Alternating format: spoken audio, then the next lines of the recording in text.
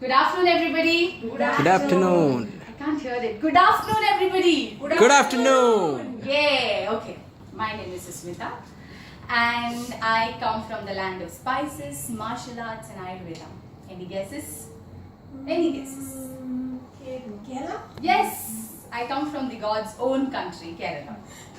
So that is my hometown, but I'm settled in Bangalore for the last 20 years. I'm a postgraduate in commerce and I have 4 years of corporate experience. So during my corporate experience, I realized that I was into operations, by the way. I realized that operations is not something that I want to really excel in. I wanted to be part of the training profile, and that's when I started my journey of getting into training. And now I'm a soft skill trainer, and today we are here to talk about and discuss about a very important soft skill, which is not only important in any organization, but even in your day-to-day life. Before I proceed, let's have a small activity. Sure. Okay? So, I'll have it towards the end. What do you think was happening? He was directing me Okay. communication. Yes, you are trying to communicate. Okay? Yeah. So, it showed exactly were you able to understand. He was, making it one step at a time. Take one step towards your right, one step towards your left, how you go, how you touch, where is the tape. So you were trying to communicate with each other. Yeah. So now coming to what are the barriers to effective communication. Barriers can be anything that can interrupt any communication process or anything for that matter. First one, the use of jargons. What do you mean by jargons? Any idea? What do you mean by them? There are some words which only few people are familiar with. Not everyone might be name. Like I said in the afternoon, slave. Yes. So they use it among them. I don't know what it is. Okay. Any That's other a jargon. example which you can give with relation to organization? Anyone can give. One in a one. Yes. One in a one. Banana. Yes. Any technical term. If you use too many SOP. technical term, you were saying SOP. something? SOP. Yes. What does that mean? SOP? Standard operating procedure. But when I was new, I didn't know what it is. Yes. For example, if a person will use too many technical terms that only a certain group of people can relate to, then the audience or whoever is listening to the communication will not be able to get it. So you have to make sure that you have to use simple words and easy to understand by everybody in common. Second is emotional barriers. What do you think? What are the factors that come under this heading, emotional barriers? If they are too bossy or if they are not cooperative. No. Personal interest. Interest vaguely somewhere, but otherwise when you say emotional, what comes to your mind? Feelings. Fear. I want to talk, but I'm a little scared. Yeah. I'm scared to talk. Even you go to any classroom, any group, you have a few people who are shy to express initially. You have a group of people, there are few who will immediately start talking. Spontaneous. And there are few who take time, who are a bit of, they want to just observe first and then talk, slowly start, they take time. Or you also come across a few who want to but they don't want to because they are not sure if the way they're going to speak is fine. Maybe they are not confident about the way they speak, their skills, language. So those can be the barriers. Second is lack of attention or interest. As the name says, if you are least interested in the topic that I am discussing here, no matter how many examples I give, no matter what I explain, your mind will be switched off to the learning mode, correct? Yeah. For example, if I am taking a session, say on, let's take a very boring, or not boring, let's say dry subjects, economics, yes.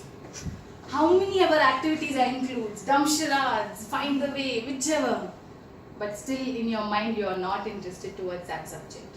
So that will not have 100% effect on your mind to receive the information.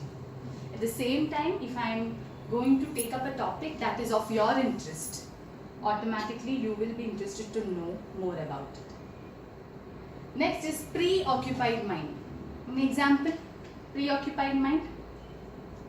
What do you mean by Already thinking preoccupied? about something in the present here. Okay. Some family problems and things Yes, can Thinking happen. about cooking dal tadka after going home. Yes, okay. Any other examples? Come up with any examples. Thinking I'm about it. preoccupied to pull your leg, so I'll not focus on what you're saying. Yes, you have to come up with the relevant subject matter. Come on. This is relevant, no? My mind is preoccupied in how to pull your leg, so I'm not probably. That is just one factor. Any other factors? Any other factors? Okay, now concentrate On the Right. current happening. Okay, now example. You all are working in an organization and you have deadlines strict that you have to follow till lunch. Then all of a sudden you have planned your day and someone comes and tells you you have to attend training at 2 o'clock till 5.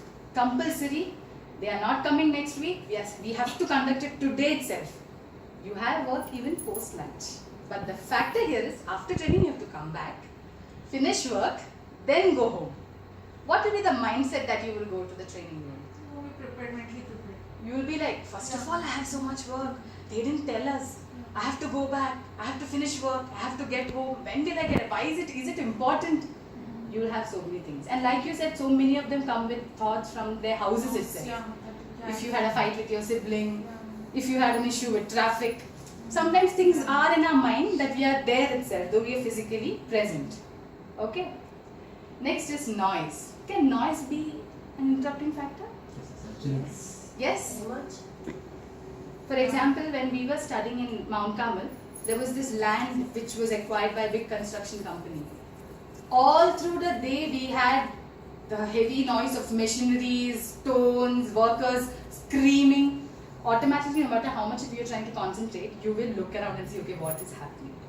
So noise can interrupt to a certain extent. Okay. Next is language differences and unfamiliar accents. As I told you, if a person is comfortable to talk in, say, English, and the other person does not know English to that extent, he might not understand it to the full capacity. Or if I know to only communicate in Hindi, and you are the audience who knows English well and not Hindi, there is no point that you are going to sit here and listen, because you may understand, I'm not saying no, but not the crux or the full information that I can intend to communicate. Last is information overload. As the word says it. Do you think it interrupts?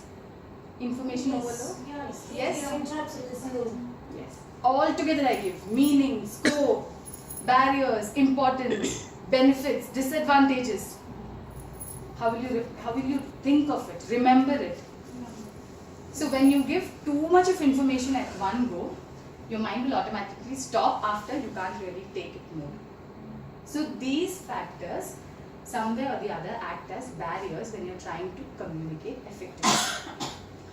So the last part of it is conclusion. So from all the slides and the activities, what do you understand? And before that, the activity that I conducted at the beginning of the session and now, can you relate it?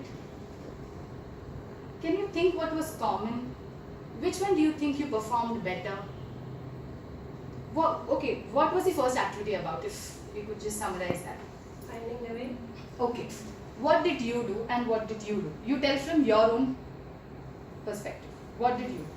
So I just wanted her to be to safely come from that point till this point. So I was guiding as much clearly as possible to where to stand, how to come. Okay, That's what I was. okay, and you? Yes, I mean, he was sending the message, Okay, encoding it. Okay. I was decoding, receiving it, and acting accordingly. okay, fine. And the last activity that you all did? Thumb shots. Okay, what did you all actually do in that? Mining. Okay, and Non-verbal And communication. finding out. okay, but was it something different that you all did on the first activity and the second? Yes. Yeah. What was it? The first activity we had the It was verbal clear. instructions. What is it something small that you all didn't do in the first activity, whereas in the second you all had a chance to do? Just think, it can be a very minimal, very minute detail. We did not do in the first activity. Yes, what is that something that you all didn't get an opportunity to do in the first activity? Because I just told you to get blindfolded, and I just told him to get you the way. Second activity, what is that one thing that you all could do? Creativity. Clear what. Where was your creativity? Different ways we were telling, no? There we were very focused. That is what I have to do. Here we- Different ways. That means you all had strategized. This is Hindi. This is English. This is, lady, or however.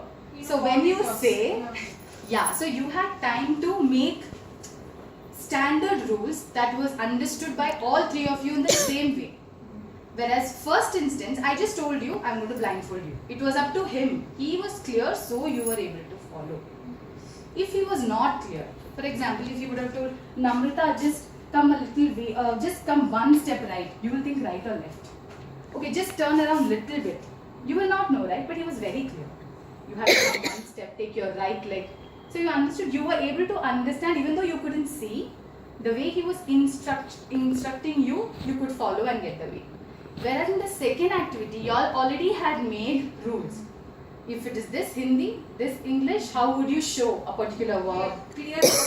Exactly. So, in one way, you all coordinated with one another and come up. So, don't you all think compared to the first and the last activity, which one you all did better? In terms of coming up with a plan and, doing it. Second one. So, that is the role. So, when you have communication in an organization, everything goes smoothly. You know what you have to do. You know what is expected to do. You know whom you're supposed to report. If there are any concerns, any problems, whom to address. So totally you create a very positive environment. And that environment is something which all of us want when we go. When we are motivated to work. We want to go back to that place and work. So that is about communication and the importance of it. Any questions?